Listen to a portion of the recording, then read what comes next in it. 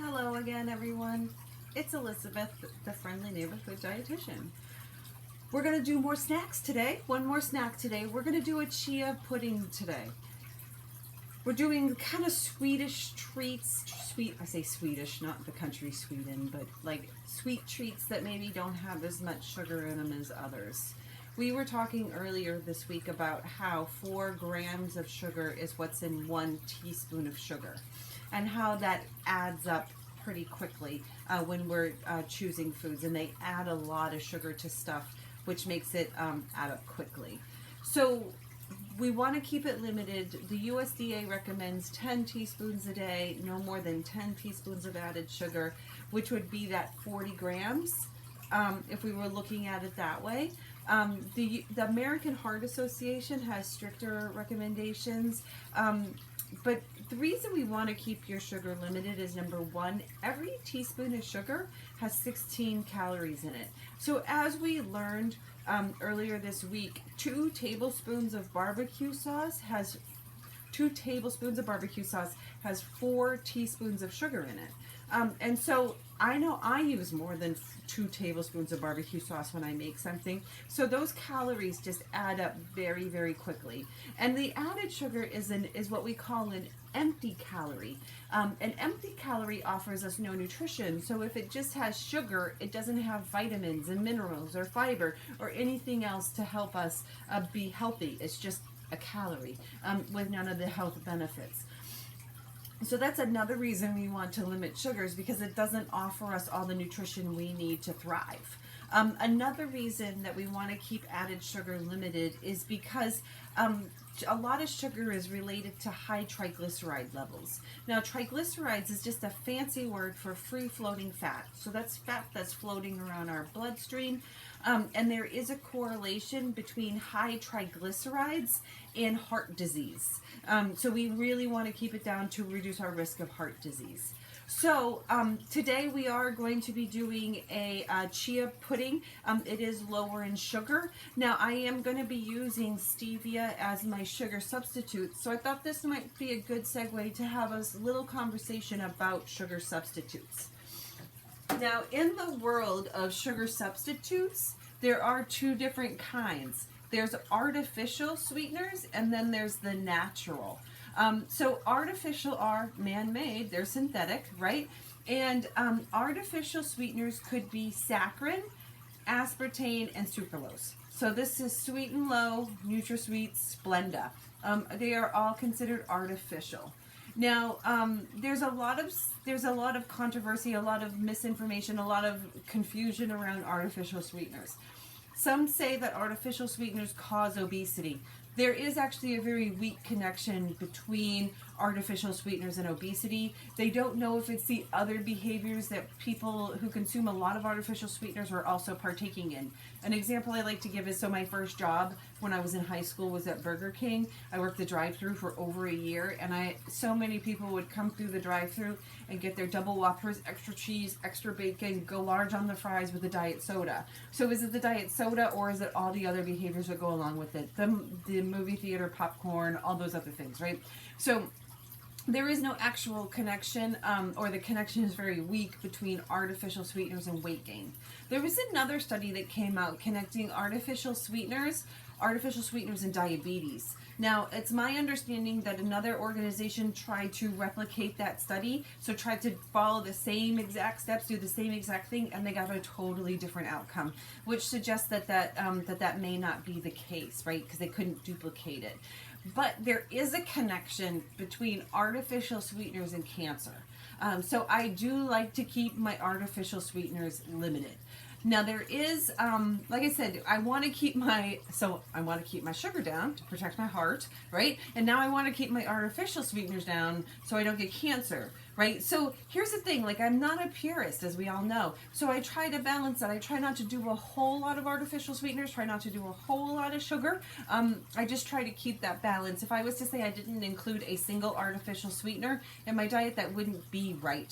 I'd be lying to you, because I do get them. I just don't try to get a lot of them, right? So that's the artificial sweeteners. Now, natural sugar substitutes, these include stevia and sugar alcohols.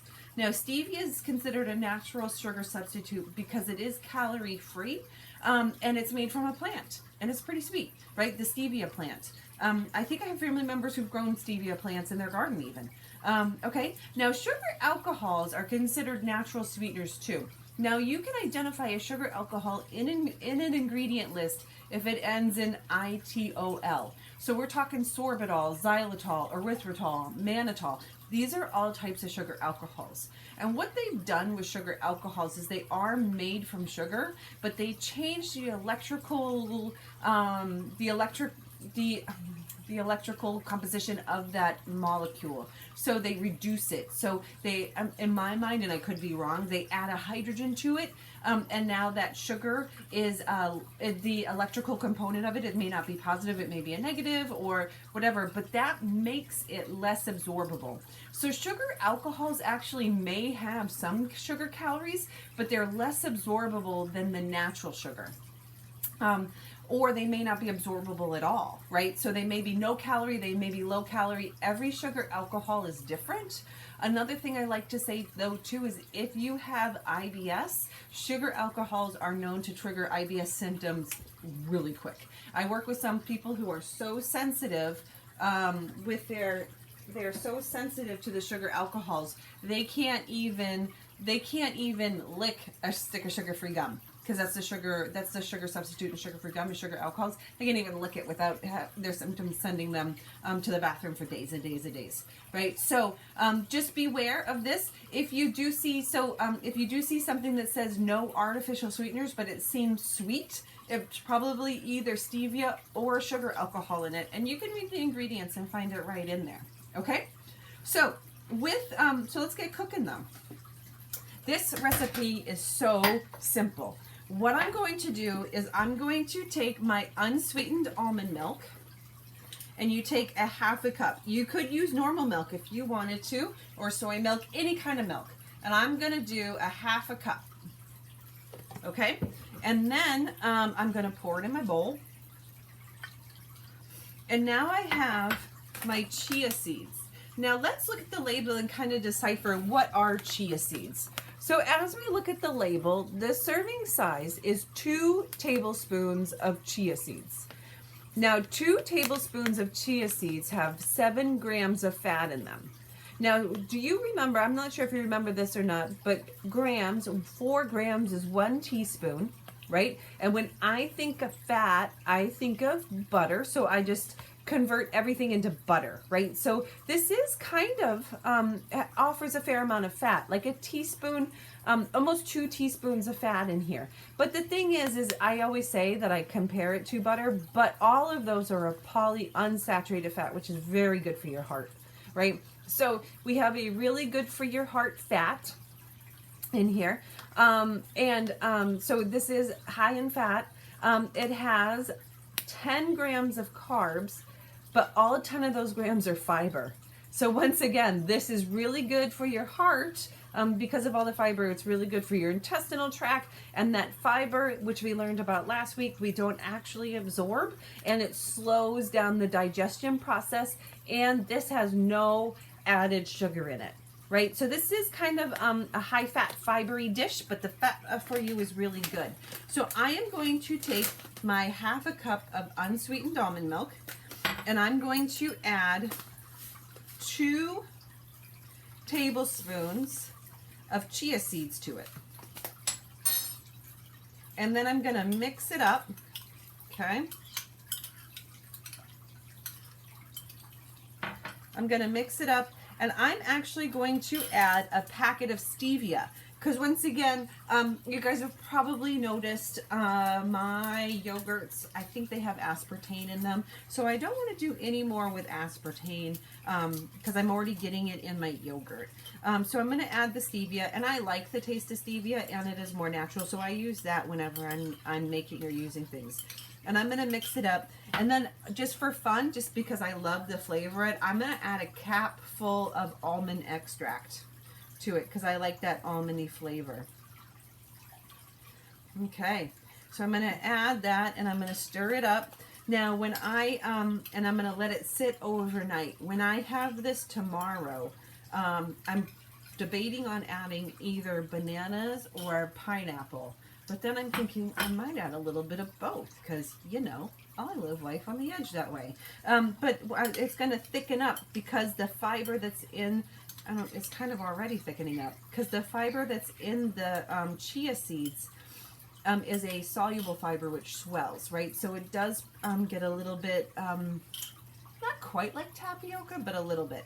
So I'm going to let this sit overnight. But I made some yesterday that I wanted to show you today. I had a little bite of it, sorry. This is, and what I did with this one is I took the milk and the chia seeds and I took and the packet of Splenda, and then I took a tablespoon of cocoa powder and added it to that, stirred it up, let it sit there overnight, and that's, you know, and that's what it comes out to. I have to admit, I put 3 tablespoons in. I wasn't thinking. I was a little distracted lately. And I should have only done 2, so it is a little thicker, but it is a nice, like, pudding texture. Okay? So that is that. Tomorrow I will have this with some, probably banana and pineapple, and with that almond flavor. It's going to be so good. So you can make it your own self. It's delicious. So I hope you enjoy this video. We'll see you next week where, based on request, I'm going to be doing grab and go stuff, probably mostly focusing on grab and go breakfast because those are the hardest to grab and go to make sure it's well balanced. So we'll be going back over that balanced plate next week with some grab and go stuff. All right. Thank you so much for your time. Comment, share, keep it going. I love all the support I'm getting. I appreciate it. All right. Thank you.